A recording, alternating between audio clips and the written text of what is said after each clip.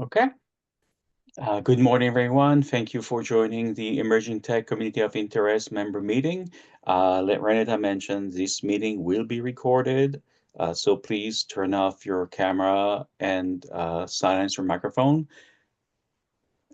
Just for your self-awareness, the Emerging Tech COI is part of ACT-IAC.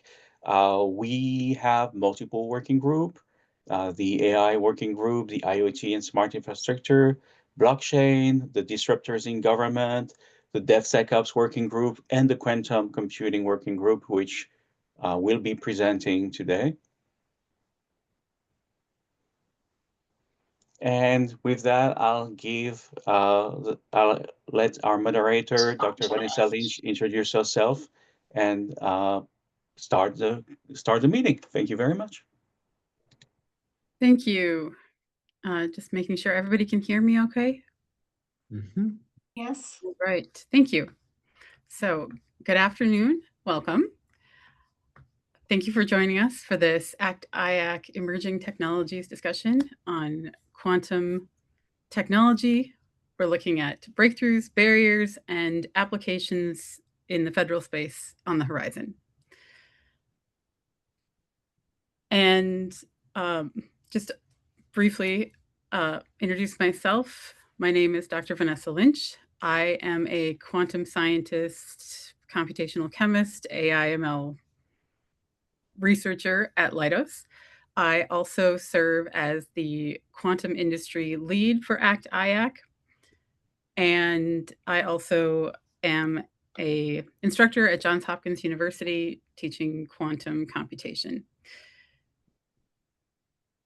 So before I introduce the panelists today, I just wanted to say a little bit that we are relaunching our quantum working group, and this is the first event of hopefully several in the future. And if you have any interest in participating, joining, whether you just are enthusiastic about quantum and don't know anything but want to learn, or are an expert, we would love to have you involved. And you can reach out to Renetta and the ACT-IAC site to get in touch. So as I mentioned, we would like to today discuss quantum technologies, not just quantum computing, but any quantum technology, what the current state of that ecosystem is, and how we can help with advancing these technologies and informing the federal community.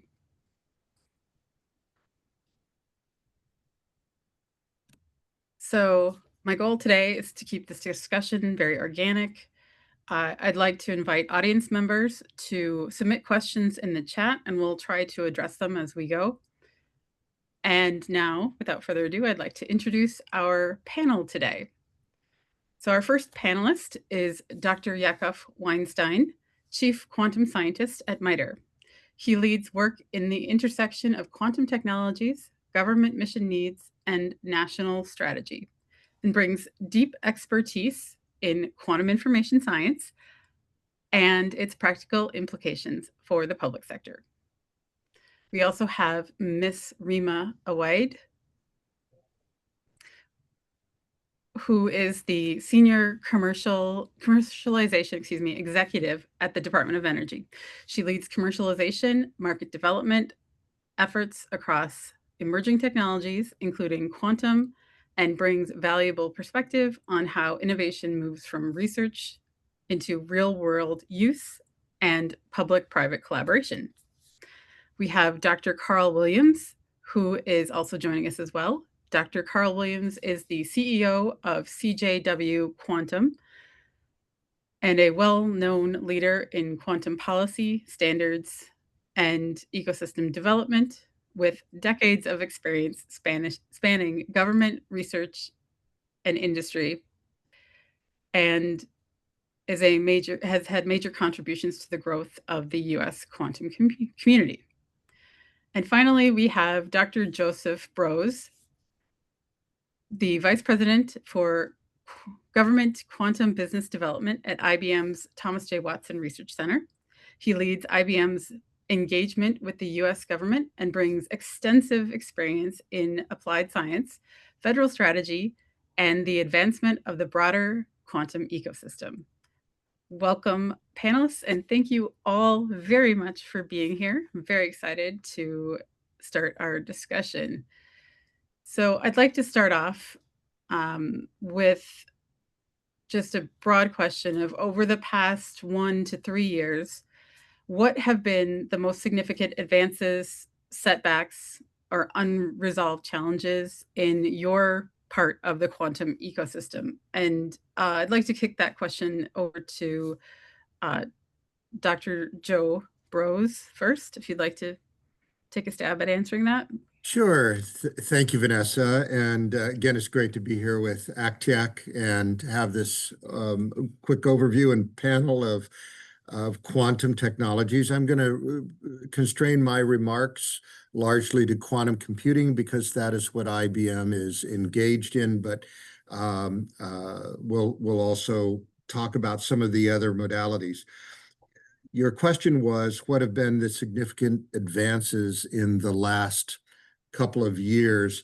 I would say they fall into a couple of three large buckets. Number one, hardware has improved dramatically with faster than expected innovation over the last couple of years. That's expressed in great improvements in scale, quality, and speed, meaning more qubits, better qubits that have longer coherence times, and increased gate speeds to run deeper and deeper circuits. That's primarily due to increased connectivity within chips, as well as modular architecture. And I would say the second big change, significant advancements have been around error correction, quantum error correction. Current quantum machines, some people characterize them as NISQ machines, near-term, intermediate, noisy quantum machines. They suffer from error, and we now have developed a number of very sophisticated codes to correct those errors. The net result of that is decreasing the required overhead to correct errors in these NISQ machines, and it has dramatically accelerated our rate of creating scale machines. Originally, over the last decade, I would say it was considered that there would need to be about 1,000 qubits, physical qubits, to create one logical qubit. Because of these advances in error correction, that number is down to 100 or less physical qubits to make a logical qubit. And so the combination of improvements in hardware and decreasing error rates, as well as the development of very advanced error correction codes like the low density parity check codes, has resulted in the realistic vision of large scale quantum computers over the next 2-3 years. We at IBM on our roadmap fully intend to launch a fault-tolerant machine by 28-29 timeframe. I'll also just mention there have been great strides in software in terms of, for instance, transpilation speeds, and then advanced things like dynamic circuits, which have been introduced in Qiskit, which is an open source software. So there's been a lot happening, and it's accelerating dramatically. Very exciting. Would anyone else like to follow up? Yeah. So I think Joe touched on two key things, the error correction and the hardware. Let me just say one or two more things about quantum computing, and then I'm going to say a few things about quantum sensing. It isn't just the hardware and software that's moving forward, but the underlying concepts. There was just a couple weeks ago a really amazing paper about how to load classical information in and read it out of a quantum computer. That will be transformative and will have impact on quantum AI. And you know, I think is truly remarkable. One other thing I will say about the quantum computing is, I think if you go back 3 years, if you asked almost everybody on this call what were our two uh, highest rated modalities, we would say superconducting and ion traps. And there has been a lot of advances on the cold atom front. There's still dark horses out there, both photonic and solid state spins, but I think the neutral atoms is up there, and you've seen this by Google entering the game, Microsoft having relationships both with ions and atoms, and a lot of this has to do again with that error correction that Joe mentioned. Now to kind of look at other areas. And if you look at the quantum sensing community, the magnetometers, the position navigation systems, the better atomic clocks, they are moving extraordinarily rapidly and have reached an area where their cells and growth and engagement is becoming very, very large. So that has also been big. Now, one of the complications of all this, and I just want to mention the one complication. Uh, yes, the error correction and the underlying error rates have improved dramatically, but that also means that we all have a responsibility to adopt post-quantum cryptography, quantum-resistant cryptography, because the time to break RSA 2048 is probably, I would guess if I had to say today, I would say there's a 50% chance by 2032. So it's not that far out now. That's my views. Thank you. Yeah, I personally do agree with that now, how things have been progressing. Dr. Weinstein, what would you like to Right. contribute? So a couple of things not beyond that go beyond the technology. I certainly agree with what Joe and Carl have already said. But a couple of things perhaps to think about. One thing that we've seen over, I'd say, the last year, maybe year and a half, is really going beyond the federal government. The involvement of state governments is something that is completely novel in the quantum world. Obviously led by Illinois and $500 million investment that they've made in quantum, and then followed soon by New Mexico, Massachusetts, Colorado, especially with the EDA technical hub based in Boulder. We've really seen that state governments have stepped up and taken an interest in quantum, and not even only state governments, even county and local city town governments are starting to look at quantum technologies as a way to help their economic growth. For those who may have attended Quantum World Congress last year, both the County of Fairfax in Virginia and the County of Montgomery in Maryland were in attendance because they see it as a growth area for their populations. They see it as a source of jobs and an economic engine. That's something that certainly we want to foster.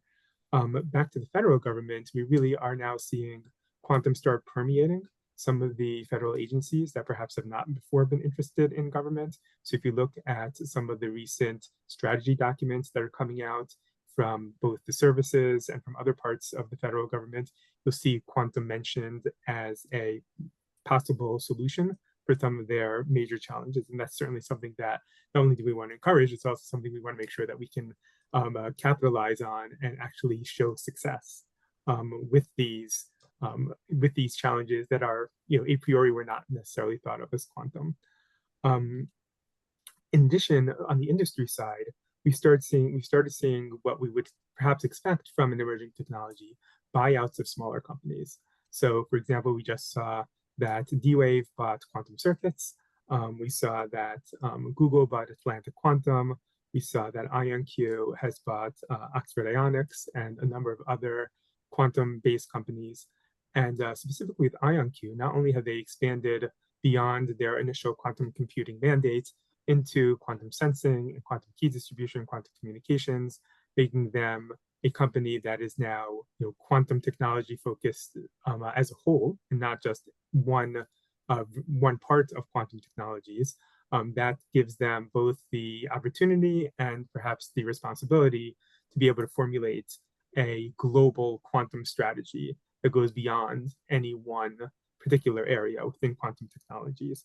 But also we've seen that they've invested in corporations that are used for now as a quantum stage. So for example, IonQ bought Capella Space, giving them the ability to launch some of their quantum sensors into the space theater. They also heavily invested in Heaven Aerotech, which is a drone company, giving them the ability to put their quantum sensors and perhaps quantum communications on drones. And so we have this interesting situation where we actually have a quantum company that's now investing out, not in other quantum companies, but in companies that can be used as platforms for quantum technologies, and then hopefully use that in order to help tackle some of the government challenges that he mentioned before. I'll quickly go back to one thing on the technology, even though again Joe and Carl really covered that very well. I'm interested in whether Joe would agree with me. But one of the things that I saw, which I think is novel, coming out from IBM, is almost a co-design, with IBM announcing that they've chosen the Gross code, which is a specific quantum error correction code. They've chosen that as the way forward, and are now willing to model their hardware off of their choice of a quantum error correction code, which I think is I think it's a totally different perspective than any other company. I think most companies are saying, hey, let's see how many qubits we can get onto our chip or into our trap or whatever it is, and then we'll figure out what quantum error correction code is a useful one. And IBM has kind of turned that on its head. And not that they're all not also doing with their Nighthawk release of Nighthawk.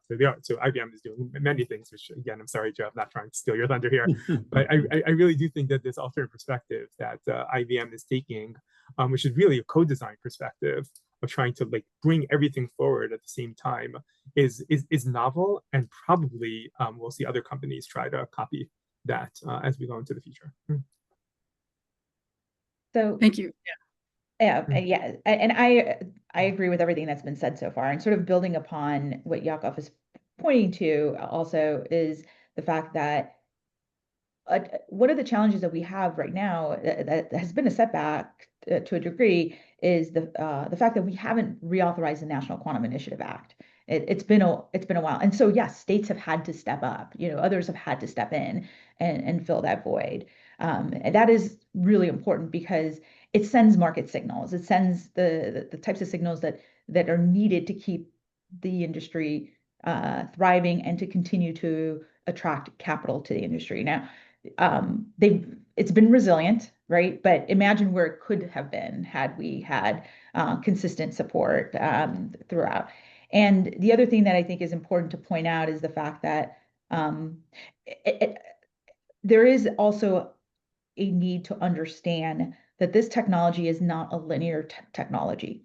It's not like we're going to do basic science research and then it's applied and then it's commercialization, because quantum technology spans all of those areas simultaneously.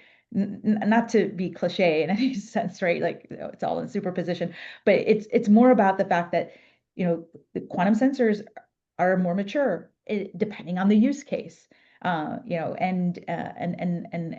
what we're learning is that as we try to apply the technology and try to commercialize it, we're learning, oh, we need to go back and do something different at a fundamental level that may actually help us get past this hurdle that we are facing now that we're further along. So it's more of a feedback loop, and that's the way I think we need to structure our activities, at least at the government level going forward. And we're doing it organically, but it would be helpful if we had the National Quantum Initiative Act provide that framework that allows for that feedback loop, that allows for basic science research, applied science, commercialization to be done simultaneously, where we continue to feed and inform one another. And I think that'll be incredibly helpful. Another challenge has been, we're hearing so much about the hardware. Yes, there's been an investment there. That's where private capital has been able to go into, because there's equity and upside potential there. But where we haven't seen enough support is on the application development side. It's on the algorithm development side, specifically with respect to quantum computing. And so, yes, we could do all this great work and have the hardware, but then we still lag in terms of know how to develop the algorithms that then go along with the hardware. And I know it's difficult to know what types of algorithms will work with which types of hardware, but this is why we have to diversify. It's necessary. Otherwise, we will still be behind and not be able to really fully capitalize on the technology once it does come online. Do you Yeah. think that the algorithm development lag is primarily due to lack of interest in furthering that portion, or are we relying too much on academia to do that for us, or what do you think? This goes back to what is the role of government, right? It's to address areas where there isn't necessarily where there's market failures, right? Like or where there isn't, or where the system isn't designed to take on that risk. And I think we are at that point right now where it is a worthy cause to invest in algorithm development, because you'll be simultaneously developing the workforce as well as the potential applications that can then be applied much more quickly than if we started from scratch once a fault-tolerant quantum computer were to come online. And at the same time, there may be near-term applications, and we're seeing signals that is the case. And so we could be taking advantage of quantum computers today if we had enough brain power motivated to try to develop those algorithms. So somebody has to send those signals, right? Create the incentives for that to happen. And that's where I think, the public sector and government in particular could actually add quite a bit of value early. Carl? Yeah. So I think Rima covered pieces of it. I think there's other aspects, especially on the software side. I had colleagues who told me 10 years ago when the hardware got good enough, they'd come back in and look at quantum error correction. And of course, it got good enough a few years ago and it broke through.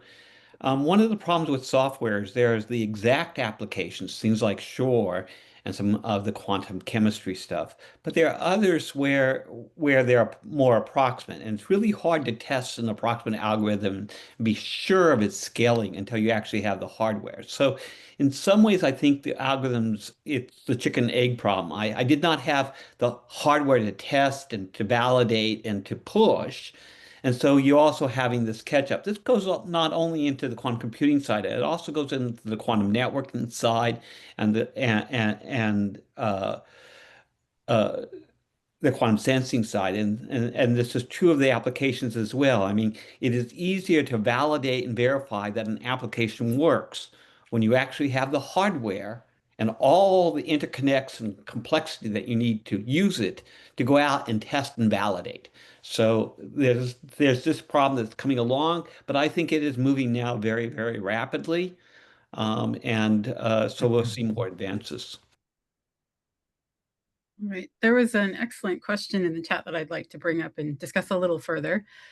So the question was, have we found that AI has helped in some way to advance the understanding of quantum technologies? So would anybody like to elaborate further on that? Sure. Let me just jump in quickly. I think there are two ways to divide that. One is quantum for AI, and then the other way is AI for quantum. Taking that last one, how is AI helping quantum? Code assist, writing code, vibe coding, I think is how it's now referred to today.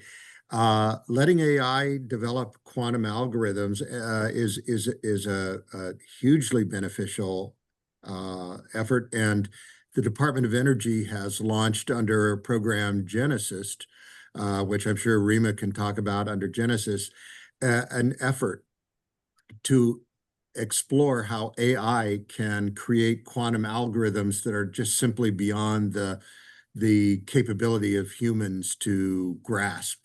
The difficulties and abstractness and come up with new algorithms, which is a very exciting thrust that DOE is moving along, and the new Undersecretary, Dario Gil, is advancing. So that's just one example of AI for quantum. The other way around, of quantum for AI, it's been shown that quantum kernels can do and perform in ways that digital classical kernels are not nearly as adept with certain types of unstructured data, and that in terms of machine learning, that you can get you can use quantum kernels for data segmentation and correlation analysis that are very effective. And one of the ways that we see quantum in general emerging is that there's a quantum is not going to displace classical, but the two are going to move together and converge. And the future of computing is a convergence of quantum and classical computing, GPUs and CPUs. Under that convergence, the quantum element, the QPU, can handle certain calculations much more efficiently, and vice versa. The classical machine can handle large data and other certain types of problems more efficiently. The two together work quite well. And this is a great example when you're applying quantum to artificial intelligence, where quantum kernels used in conjunction with classical data segmentation give you tremendous boosts in efficiency in terms of, say, ROC curves, receiver operating curves, where you look at true positive rate against false positive rate. You get a boost in performance by operating with both. Yaakov?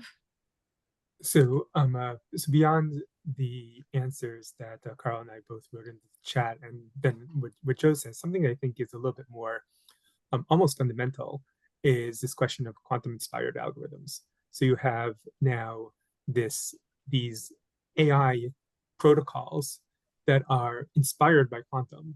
They were either mimicking quantum phenomenon, or they're just kind of thought of because people have extended their thought process to including a quantum computer.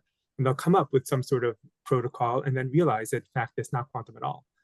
This happened famously several years ago with a student of Scott Aronson's. I'm forgetting her name. Maybe somebody remembers. But Scott had given this undergraduate a problem on quantum machine learning, and the undergraduate went and was working on it and realized that, in fact, what was thought to be a quantum protocol didn't require quantum at all. And that helps us in several ways. First of all, it helps broaden the regular, normal, conventional AI studies. And so there are new algorithms that are, quantum, they were thought of because of quantum, but can actually help on the regular conventional AI. And second of all, it helps us kind of feel out that boundary between quantum and conventional. Like, where does one start and one stop? So obviously there's, in the quantum computing sphere, there are certain computers that use regular bits and certain computers that use qubits. But when it comes more to the algorithm side, like, there's a very reasonable, I think it's a reasonable question, like, what is called conventional, what is called quantum? And there are certain algorithms that we know and love that are quantum, like Schrodinger's algorithm, and certain ones that are not quantum.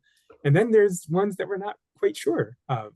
And pushing on that a little bit more really helps us define our terms, I think, in a much more concrete way. I mean, the most obvious thing that I think is worth acknowledging is the fact that AI is letting us iterate, right? All these things are essentially speeding up the iteration process, so with less costs. And so it's just going to become even more and more powerful. And this is why we are pursuing the Genesis mission, right? To enable that iteration capability at a scale that hasn't been seen before. So there is this desire to co-develop supercomputers alongside quantum computers that allow for that. And having these instruments essentially that will be utilized for scientific discovery are going to transform how we do science. So it's going to be an incredibly exciting future, but we're going to want to have to keep up with that. And it'll be interesting how we do that. So, and I'll just add one kind of summary thought. I think all of us have basically pointed to the fact that all future computing is going to be hybrid. yeah. And exactly where you do the trade-off is not, even those boundaries aren't set. I mean, there was a paper a couple of weeks ago, again, talking about how to put large data into the computer, and this will really help quantum AI, that is training and other aspects. But I don't think any of us believe that any one of these texts will be what you deal with in the future. You will deal with a hybrid situation. You may do a piece on AI, some optimization, then challenge the quantum computer and come back and re-optimize and everything else. It's going to be hybrid. And how this looks and how this evolves probably will benefit both from AI and from quantum. So it's going to be each side helping the other. Yeah, I can't help but think of quantum chemistry in all of this, because quantum chemistry has been utilizing AI for at least the last 10 years. And, we're using high performance computers, not quantum computers yet, because there's nothing large enough to use it. But we're solving these quantum mechanical problems that, are inherently designed well for a quantum computer. And it's just this nice meld of quantum computing, classical computing, and AI with the chemistry side as well. So, based on one of the things you mentioned, Rima, what should the government be prioritizing right now to strengthen the quantum ecosystem, workforce, standards, test beds, infrastructure, supply chain, private partnerships, not industry partnerships, but academic partnerships? What do you think? All the above. No, look, I think one of the strongest things the government can do is send the right signals, right, to show where our commitments lie, and help and invest in the areas to do the to invest in the areas where private sector cannot efficiently or easily invest, doing the brain damage. I like to call it, in venture, we often said, who's going to do the brain damage to figure out how to use this technology, right? And that is where I think government really has an appropriate role, is, before private capital can invest in a technology, they have to see where's that market potential, right? And so we can help with working with our industry partners to do just that work. We can help facilitate those discussions, working alongside our partners. And we work with the Quantum Economic Development Consortium and academia and these hubs to understand how these technologies can be applied. And at the same time, we can also be early adopters to help with de-risking the technology. But that's, figuring out where the potential early uses are, helping to de-risk the technology. That is going to be a critical role, I think, for the government. But we can't do it alone. We have to do it alongside our partners. So co-invest, de-risk, figure out those application areas near term, but also be flexible and understand that it's going to be a feedback loop, and we need to be willing to iterate and fail quickly, and then still get back up and continue forward. So I'll let my colleagues jump in as well. Yeah, because even a failure, you've learned something from that, right? That's just it. Exactly. Failure is incredibly informative, because now we know what not to do and then it can how to pivot. And exactly. And we need to be willing to pivot. That's the other thing. Right. If there's an area where we have to be willing to accept sunk costs, it's government has to be willing to do that. And this is where egos have to be set aside. It's like we have to be okay with being wrong in order to be able to motivate ourselves to take on those risks. And honestly, like one other thing I want to say before I get off my soapbox is we have to be willing to step outside of our silos. This is within government, there are incredibly entrenched silos, and everybody wants to build their little fiefdoms and so forth. And quantum's just not going to work that way. It's just not. It's not if we want to go far fast. As Yaakov had mentioned earlier, you know, the industry is becoming more vertically integrated. Now, we government did send those sort of signals out initially at the DOE.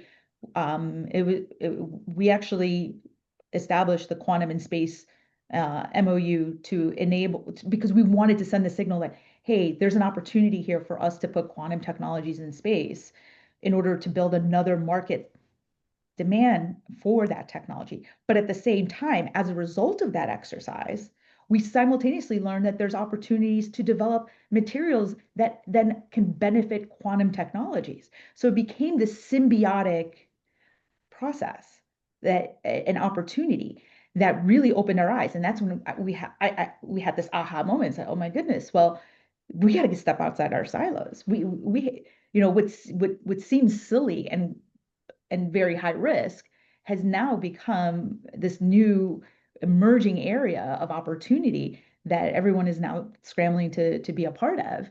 It benefits semiconductors, AI, quantum, like all these convergences have to happen. We're even seeing convergences with biology and quantum. And so that now makes, you know, space sound much more realistic than some of the other things that we're looking at. So I'm really excited about SBIR coming into our office. It's within DOE, I mean, and being more involved in quantum, because we're gonna see opportunities where all these different silos can come together. Thank you. Yaakov? So a couple of things on government. So first though, I want to differentiate. I want to call out two things, two ideas that are intertwined, but deserve to be called out separately. There's problem A: who is going to build the first quantum computer? Right? The United States wants to be the first country to build a quantum computer because that will give us various advantages, both in terms of, you know, the battlefield, in terms of economic growth, in terms, you know, in terms of being able to come up with new materials, like Rima mentioned, be able to do quantum chemistry better, you know, all those things. So the United States, so the federal government wants to be, you know, wants the United States to be the first country to build a quantum computer. Then there is beyond that first quantum computer, or the first quantum sensors, or the first quantum networks, which is that we want to be able to make a economy, society that is quantum literate and quantum and uses quantum technologies. And so there's, you know, building the first light bulb, and then there's powering the first city with streetlights. Those are two separate but intertwined things. And the government wants both. And so however, what is good for one is not necessarily 100% good for the other. And so let me give an example of that. Rima just mentioned that, you know, in many ways our government is siloed, but in also many ways it's the Wild West. I'm sure everyone on this call has spoken to, for example, our European colleagues, and they go like, hold on a second. I mean, I need to talk to the Army, and then I need to talk to the Air Force, and then I also need to speak to Homeland Security. And you're like, yes, that's what you need to do. And they're like, well, are they in competition? And the answer is kind of yes. They kind of are. And that's not necessarily bad, right? It's not necessarily bad. And so you might argue, for example, that if our goal was only to build the first quantum computer, it's bad. Then we want all hands on deck. We want everyone to work together to make a huge investment in some industry or in something like that and build the first quantum computer. But that's not necessarily the best way to build a society and an economy that uses quantum technologies. I happen to think, and Joe, I especially want to hear your thoughts on this, if the government pulled out of quantum right now, completely, which would be a horrible thing because I'd probably lose my job. But so we don't want that. But if they did, there will be a quantum computer anyway. Some company will build a quantum computer. The industry doesn't really need government to build the first quantum computer. Government wants to be part of that because it'll service government. But that first quantum computer is most likely going to happen whether government is involved or not. But if we want to go beyond that, and we want that lots of people should have quantum computers or quantum sensors, the ability to connect with quantum networks, that's where government really has to step in. And then you get into these questions like what Rima was talking about.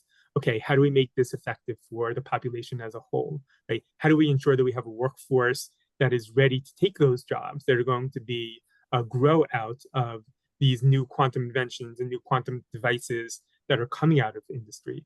How do we ensure that we have supply chain that can handle the demand for multiple, hundreds, thousands of quantum sensors or whatever it is that we need? I don't think we're going to have quantum edge computers at any time in the near future, but there's a supply chain issue. And I think that's where government has to play the major role. And therefore, then to get back to your question, Vanessa, that's where I think the major things are going to be. Rima said all of them, and I don't disagree with her at all. But if we had to call out a couple, I'd say you're really talking about workforce and supply chain as the ones that we need to do, now. The test beds, some of the other things, those are important too. They will likely find a way, one way or another. These things will come up because even the federal government doesn't do it, the state governments are going to start to do it, right? The companies themselves through QEDC are going to start to do, test beds, standards, those sort of things. Should the government be involved? 100%, right? But if the government is not involved, some of those things are going to happen whether the government likes it or not. So the government better be involved because it wants to be part of it. And it'll move faster. It'll move faster, absolutely. Yeah. Carl? So let me walk in and say a few things. And Yaakov talked a little more about one of them, and that was supply chain. But I'll say a few things on the supply chain, and then I want to talk about international, the other things. So on the supply chain, I was on a panel, was watching a panel, and someone was talking about getting to that quantum computer, and they were scaling ion trap quantum computers at the moment. But they pointed out that if they got to a scale where they could do something useful, given the current lasers they were buying, the computer would be running never. Why? The lasers aren't 24/7, 365 reliable. And also, they are expensive. So we need to see a big investment in the whole quantum supply chain. This is from manufacturing materials, whether they're superconducting or NB sensors, to photonics, lasers, to cryogenics. And this has to come to a point where it is scalable. And at the moment, those markets, many of the markets that are selling into quantum, not all of them. I mean, you want to buy a laser at infrared, you can go buy it, telecom, fairly cheaply, and it's not quite what you want. But in the red, the blue, and elsewhere, a lot of money needs to be invested in these companies. If you want them to go from being R&D companies selling into academic and research labs to being of commercial quality, essential to running a very complex machine, not for an hour or two, but for months or years. So that's one, and that requires an investment. If we don't do it, a lot of that supply chain will end up abroad because there's just not the capital to go from building small numbers by hand to true manufacturing. The second thing I want to talk about is international, and this is again a role of the government. I mean, we need our State Department, our Defense Department, or the White House, and all engaging with like-minded partners. No one country, despite anything you think, no one country is going to own the complete supply chain in quantum. And so we need to work with our like-minded partners to create a robust, secure supply chain that is with our like-minded partners and works to give us a heads up and a legs up against those who basically have more organized form of an economy and will still, whenever they need to, because they will get their tech one way or another. So this is another role of the government, and it can only happen with coordination across the government, but with leadership by the state and the White House. And so, and DOD has to be in there because it is as important on national security as anything else. So those are the two big soapboxes I was going to add. Rima and Yaakov covered a lot of the territory, but I wanted to walk in on those two specifically. Joe, thanks for waiting. Yes, hi. A lot of ground has been covered on this, and the original question being what is a concrete step or steps that the United States government could take today and now. First off, I think we would all agree, and both in the community broadly, that the first Trump administration and this Trump administration have been superior, strong supporters of quantum technologies. The original National Quantum Initiative was passed and signed into law by President Trump in 2018. It's likely to be reauthorized again under this administration. The support from the White House Science Office and Michael Kratsios at OSTP has been outstanding. And I think you would hear resounding bipartisan agreement that this has been fantastic. It's provided the support needed for co-investment. It's provided the support needed for de-risking.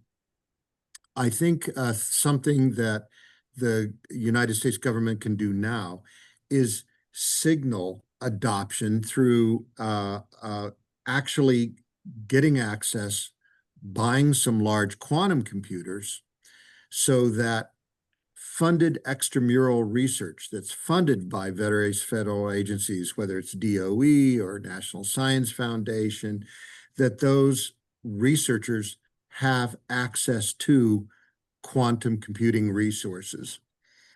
A second area, which has already started, is the focus on algorithm development with Genesis, the DOE project Genesis, where algorithm development is a super area for the government to be working in and providing money, because it's one of those things that you don't know when those breakthroughs might occur. It's a bit of an uncertain roadmap, and having the government invest there is just absolutely the right thing to do, even from the private sector standpoint. Yaakov mentioned that the private sector would go ahead without government spending if all government money stopped tomorrow. Indeed, it would. And but I think Rima said it well, that we will go together, we will accelerate this and go much faster to our goals if we're both collaborating and investing in these areas. So signaling adoption by the US government, focusing on algorithm development is very important, providing incentives to researchers across many different fields to use quantum computing. Those are all things I think that the US government is doing, starting to do, and are great investments. Thank you. Rima? So I could be a little even more specific about when it comes to funding, where that gap really is. So at the government level, because I think it's important to appreciate that. Originally, the National Quantum Initiative Act provided funding for basic science research, and at DOE, it's one of the labs and basic science research has been a golden jewel, right? It's been very well supported. And then so you could imagine what would be the flow if you want to think about it in a linear sense. You've got basic science research money, which gets a lot of attention. And then we've got SBIR money that comes after that if someone were to progress in that way. And then there's a drop off. There really isn't And so when you think about the, the startup companies, for example, they get their Series A money, sort of Series B, no Series C, and then we have, the loan guarantee program.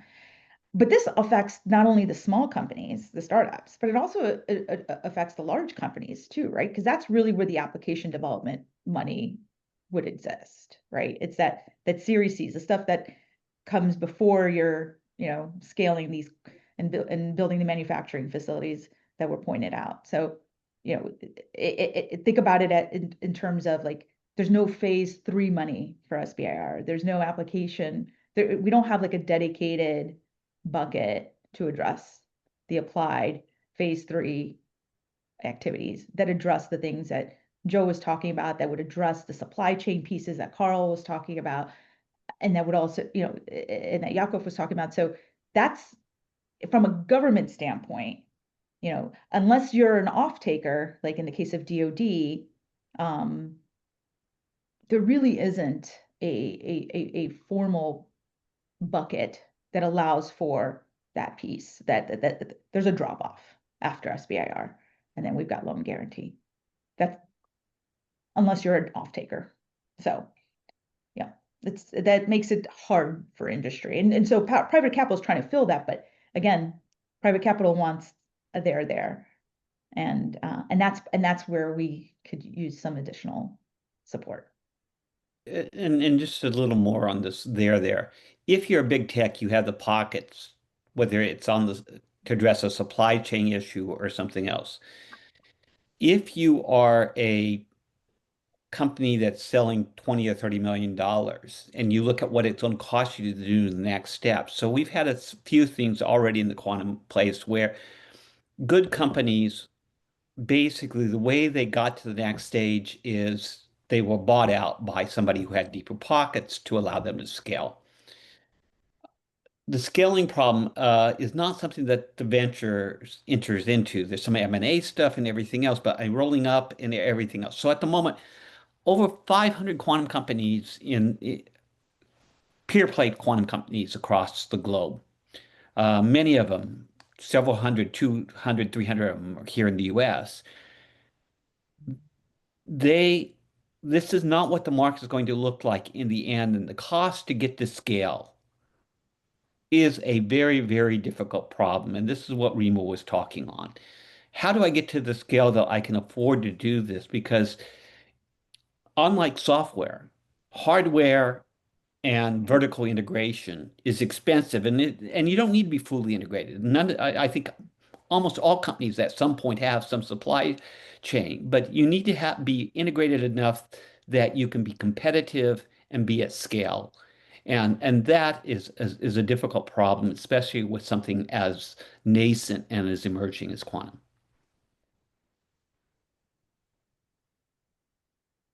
So beyond quantum computing, where do you see the most near-term opportunities for new technologies or advances in technologies in sensing or secure communications? Yaakov? Yeah, so I mean, definitely the sensing in my mind. I think the optical atomic clocks, which are giving better stability in terms of, let's say, Allen deviation in a smaller package, lower swap, a size weighted power. I think that's one that's basically here.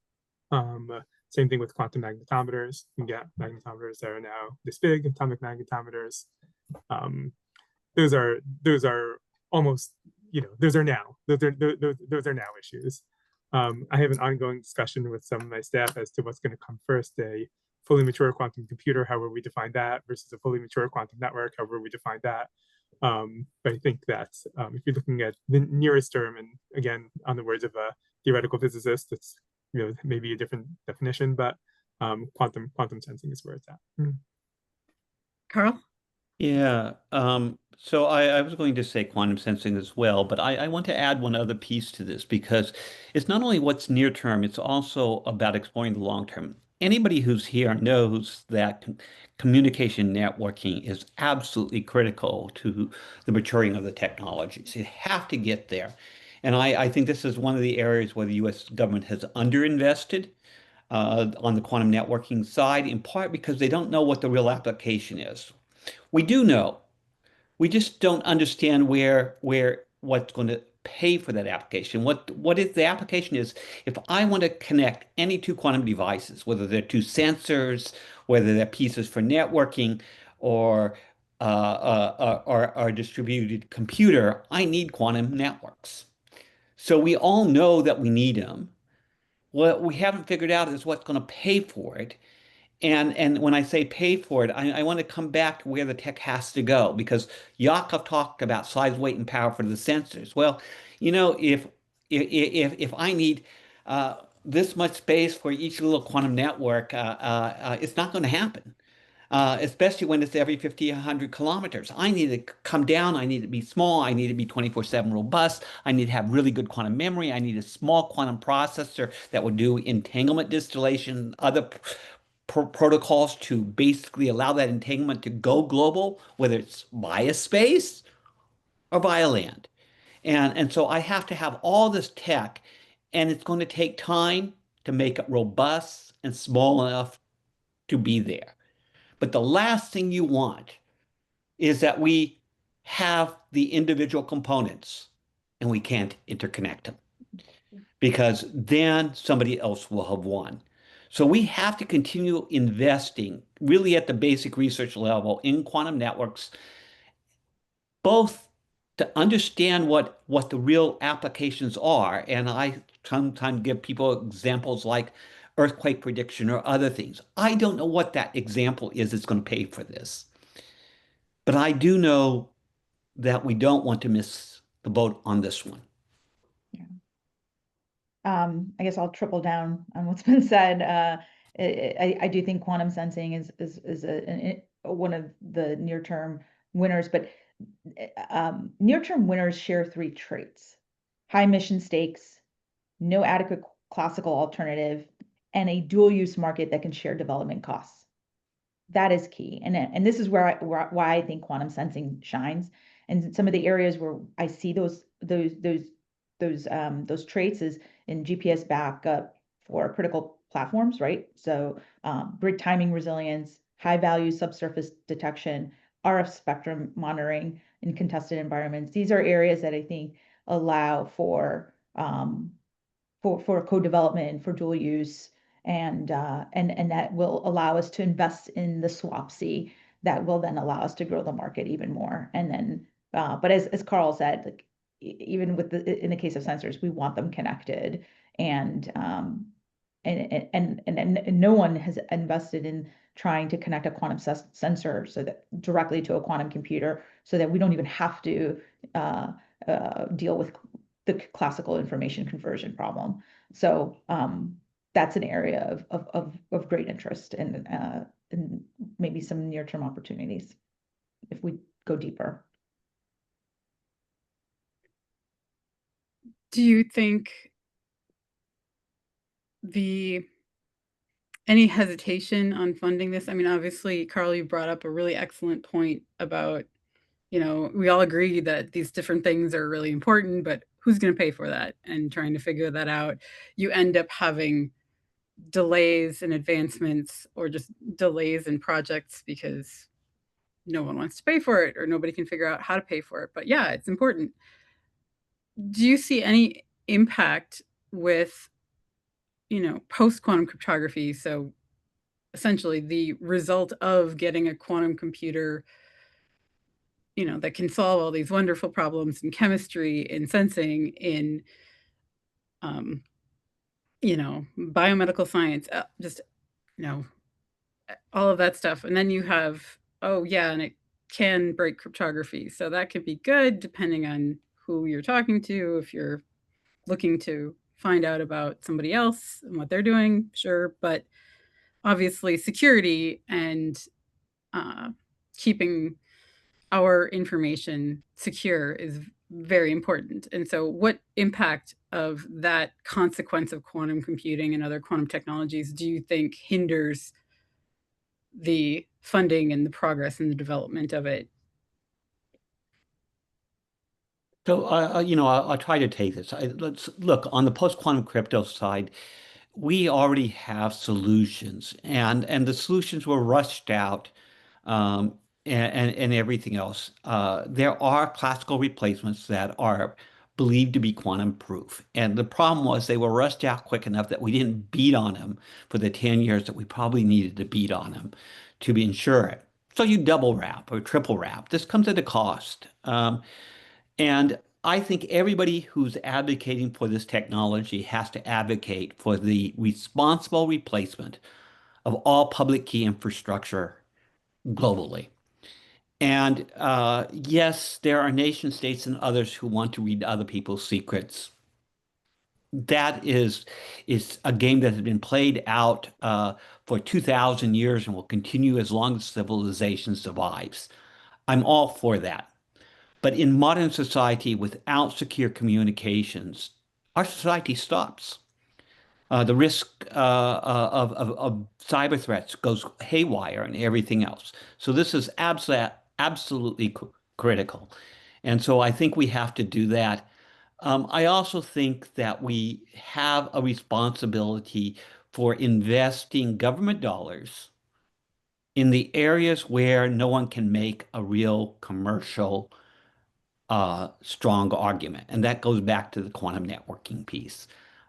You just have to invest in that area because you aren't going to get companies investing. Yes, companies had small quantum computing efforts, but they really built those programs back in the mid 2010s, 2012, 2013, 2014, when they could finally see a path through all the fog and everything else to where they could get to where they might make money. They didn't do this purely out of altruism. I don't believe. I think they all did it because they saw a business issue there. And I think in the quantum network, one cannot make it. And part of the problem there is there's been too much focus on quantum key distribution, which really is only a replacement of a piece of the public key infrastructure and not enough of it that anybody would pay a lot of money for it. So we have to go focus on generalized quantum networks and that piece of the problem. Anybody else want to? I agree with Carl. I mean, I go back to even in the case of like us wanting to have this alternative to GPS, for example, that would be another network essentially, right? And I don't think people fully appreciate that not only is there a jamming, spoofing concern here with GPS, but there's also the Carrington event that happened in 1859 that we are now overdue for, which essentially is a massive solar flare that rendered the telegraph system to essentially stop working all over the world. Any device that was being utilized stopped working. If that were to happen, and our entire satellite system in Leo would essentially stop working. It would be trash, and then they start cascading and running into each other and create debris, and then you can't put more stuff up there. So it's just, then what? If that's the only system that we are relying on, it's just it's a matter of time. We're overdue, so we're taking it for granted. We have to be resilient. We need to create networks and quantum networks. So, because why are we going to create a network that we know is going to be obsolete if we're creating these new investments? And as Carl pointed out, it's not necessarily a profitable line of investment because people expect to pay nothing for it because that's how they've been conditioned, right? We expect GPS to always work, and now you're saying no, now you have to pay for it because we have to create new infrastructure. That's hard to socialize and get the public to accept. And so it becomes a social good, essentially, a requirement, kind of like water and air, to a degree, right? And even that's getting debated. So it's something that we should be looking at. All right. So one last question that we can discuss here. If you were advising a senior government leader on one concrete step that you should take in the next 12 months, what would you recommend? And in that same respect, what one thing would you tell them to completely not do? What mistake would you tell them to avoid? So Yeah. I'll lead off on this. I think the Congress, in conjunction with administration, could set up a program that is very similar to how commercial space development occurred under the Commercial Orbital Transport System Act of 2006, out of which came SpaceX, out of which came Blue Origin and commercial space companies. And that is set some very specific goals and have advanced market commitments so that if those goals are met, the government will purchase a certain amount of that for the government's use. So for example, set, if you will, prizes and challenges or some very specific goals in being able, for instance, to use a quantum computer to model a molecule of a certain size, a protein or an enzyme, or setting very specific goals, as was done in the space program, get to low Earth orbit, then dock with the space station, then take humans, live cargo. A progression of increasingly difficult and challenging steps. Do the same thing in quantum and provide that kind of incentive for private industry to reach. And if in fact those goals are attained, then the government would commit to buy that. What would they do with that capability? They would provide it to the billions of dollars of research that the federal government funds in our research institutions and our national laboratories, and encourage and incentivize researchers in all fields, psychology, sociology, whatever it might be, to use quantum computing and adopt it for their specific field. And that's what will accelerate algorithm development and continuing a virtuous cycle. So my recommendation would be prizes and challenges and a merit-based set of legislation based on achieving certain goals that are very difficult, and let the private sector have at it and compete openly to achieve those goals. Yaakov, I think you had your hand up first before. Okay, so I do like what Joe said a lot, but just to add on that, so again, it's going to depend on who you're talking to in the government. There are a lot of caveats, but given what we spoke about before, and the Wild West nature of the United States government, I think that you can actually get something just by having a non-DARPA type of agency make a strong statement: we are using a quantum computer or a quantum sensor to do X, and say, we went through a competition, quantum was the best. And once that happens and it is actually employed, every other government agency is going to say, hold on a second, why are they on the cutting edge? We want to be on the cutting edge.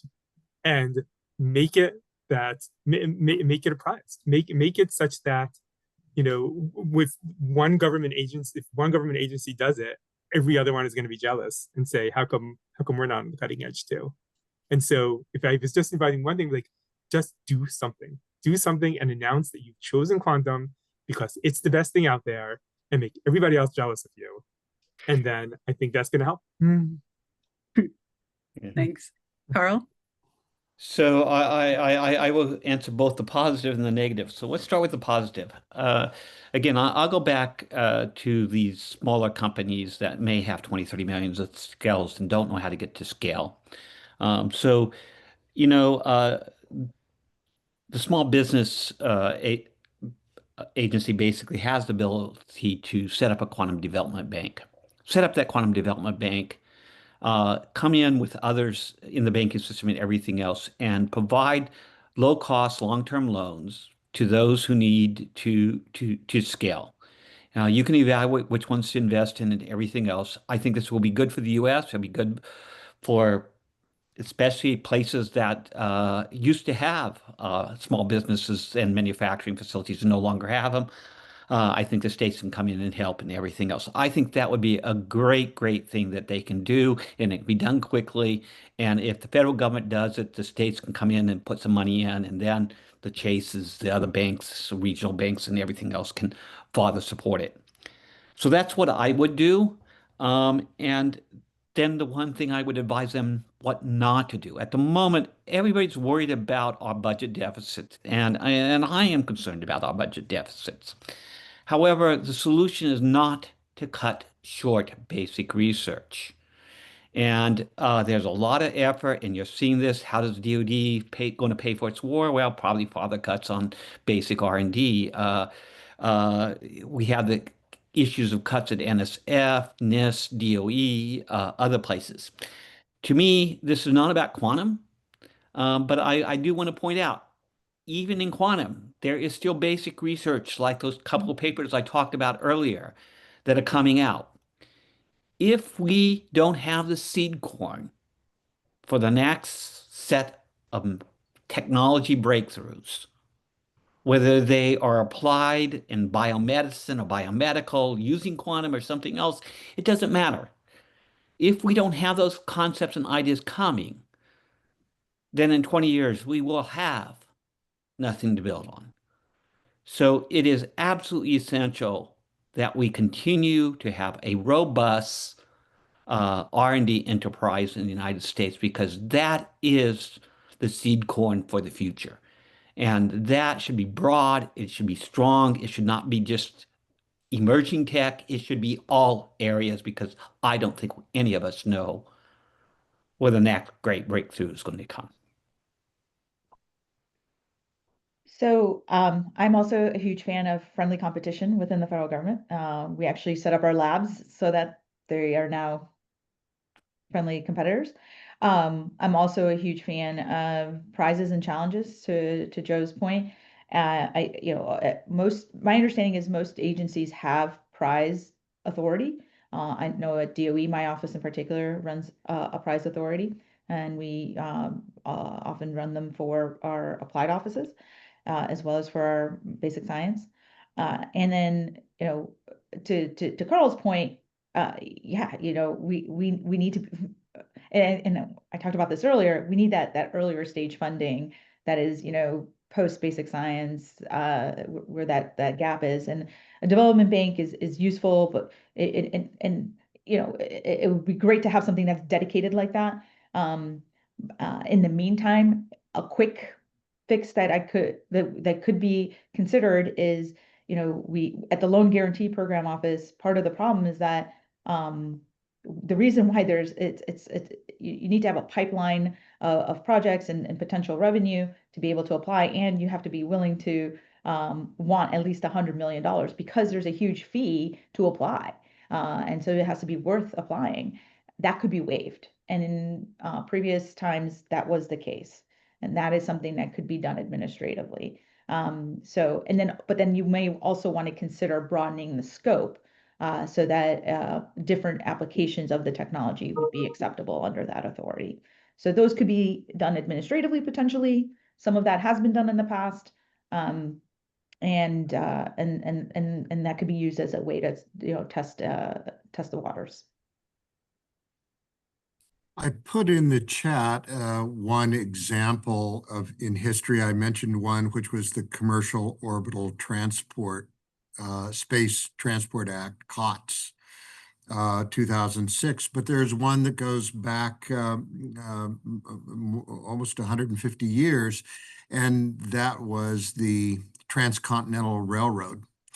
The government knew that the settlement of the West and the exploitation of its resources by the private sector would require a railway that absolutely the private sector could not afford.